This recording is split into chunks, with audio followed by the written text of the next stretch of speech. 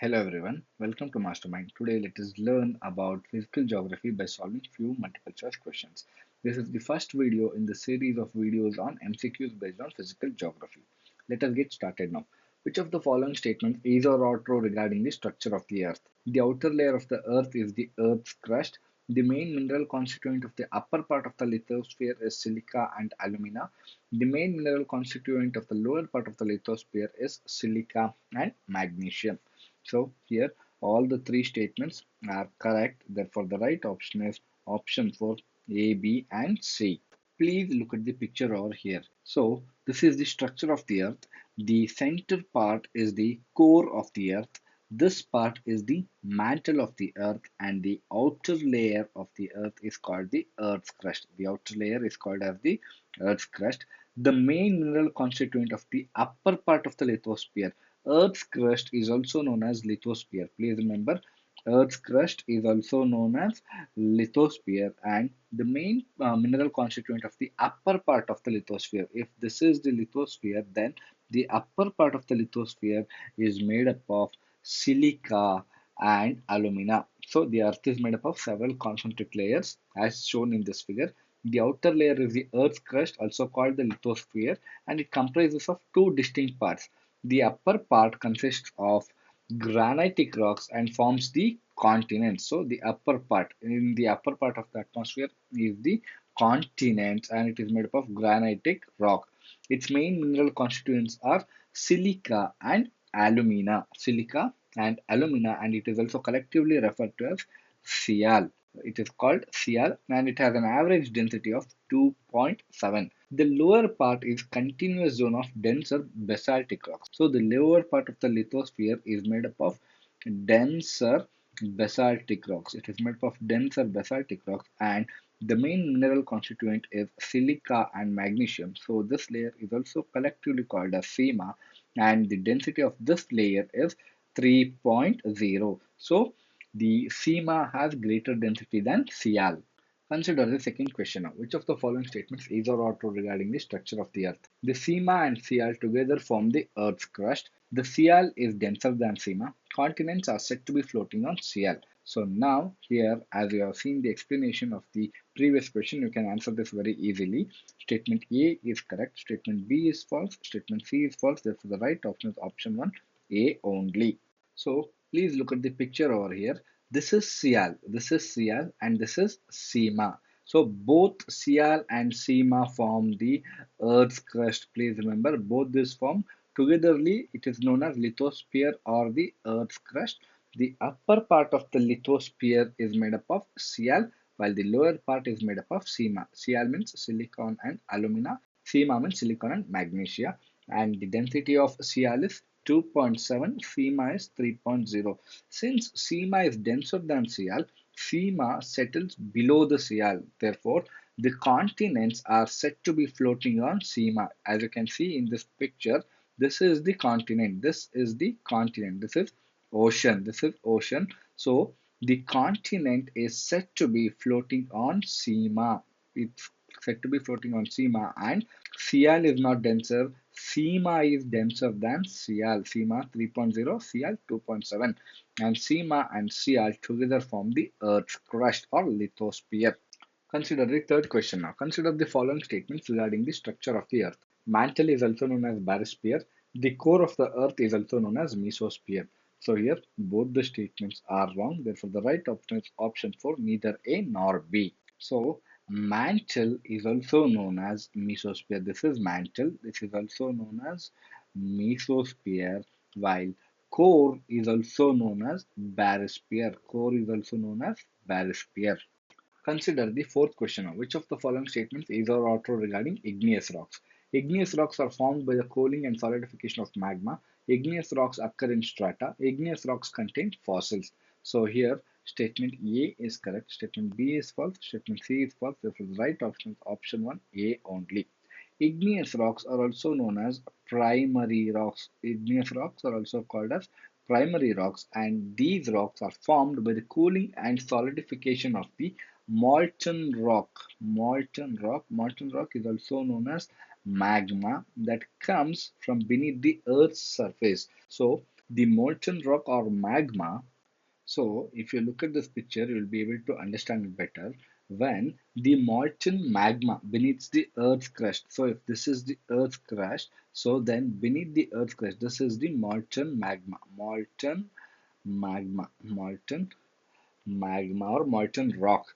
So when this comes out and as it cools and solidifies on the Earth's surface, here this becomes igneous rocks. Igneous rocks. So therefore, igneous rocks are formed by the cooling and solidification of the molten rock from beneath the Earth's crust. They are normally crystalline. They are normally crystalline in nature and they do not contain any fossil. So they are normally crystalline in structure. They do not occur in strata, that is layers. They don't have any layers and they do not contain any fossils. Consider the fifth question now. Consider the following statements regarding igneous rocks. Acid igneous rocks are denser than basic igneous rocks. Basic igneous rocks are lighter in color than the acid igneous rocks. So here both the statements are wrong. Therefore the right option is option 4, neither A nor B. So now let us look at the differences between acid igneous rocks and basic igneous rocks. Acid and basic igneous rocks. So igneous rocks may be subdivided on the basis of mineral composition. When they contain a high proportion of silica, they are called as acid igneous rocks. When they contain high proportion of silica, they are called as acid igneous rocks.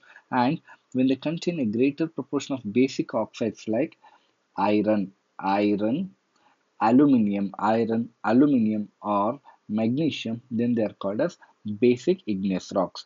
Acid igneous rocks such as granite, the example for acid igneous rock is granite, and this granite or the acid igneous rock is less dense. It is less dense in comparison to basic igneous rocks. Basic igneous rocks are more dense and acid igneous rocks are lighter in color. Acid igneous rocks are lighter in color. Basic igneous rocks are darker in color. So the basic igneous rocks contain greater proportion of basic oxides, example of iron, aluminum, or magnesium, and are thus denser and darker in color. Sixth question says, which of the following statements is or are true regarding plutonic rocks? Plutonic rocks are the igneous rocks formed at some depth in the Earth's crust. Plutonic rocks have large and easily recognizable crystals. Columbia Snake Plateau is an example of plutonic rock.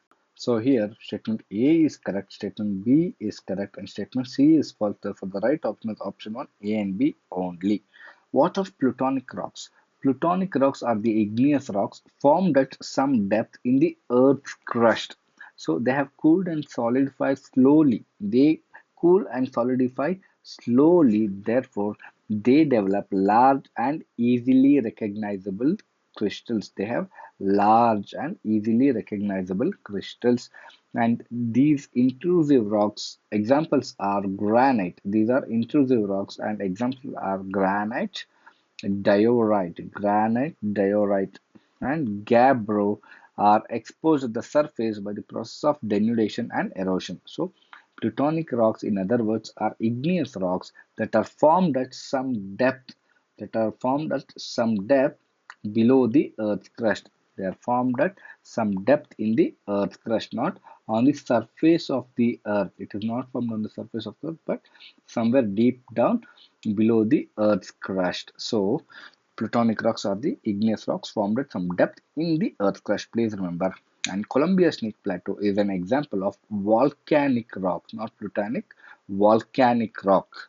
Seventh question says, which of the following statements is or are true regarding volcanic rocks? Volcanic rocks are molten rocks poured out of volcanoes as lavas. They solidify rapidly on the Earth's surface. The crystals of the volcanic rocks are usually large. Here, statement A is correct, statement B is correct, statement C is wrong. But the right option is option 1, A and B only.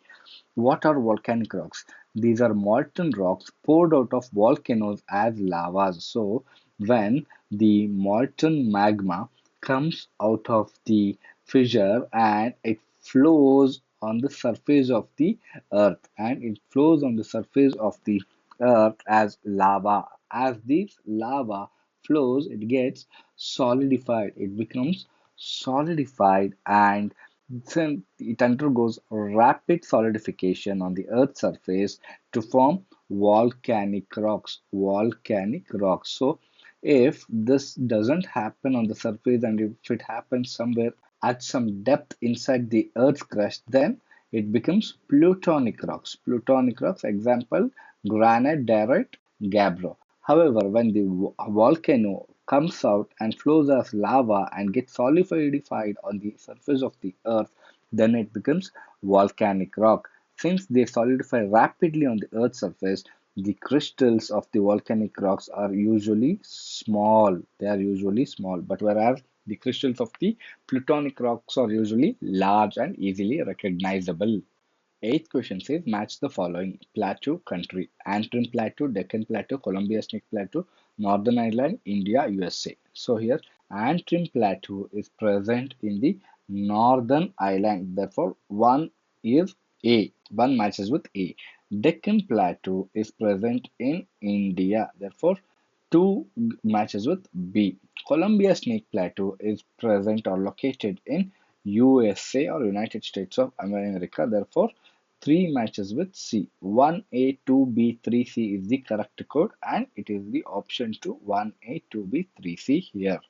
Consider the ninth question now. Which of the following statements is or are true regarding igneous rocks? Igneous rocks are extremely hard and resistant. They are quarried for road making. They are polished and used in monuments and gravestones. So all the three statements are correct here. Therefore, the right option is option 4, A, B, and C.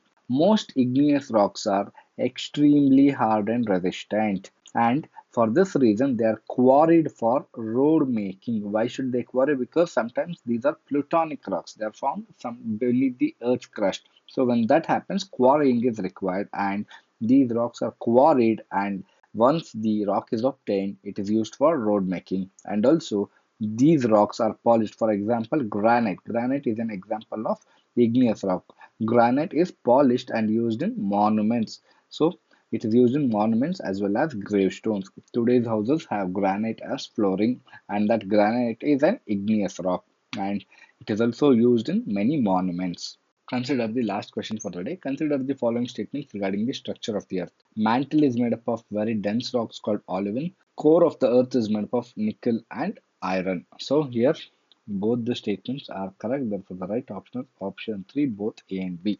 So immediately beneath the crust or lithosphere is the mantle, about 1800 miles thick.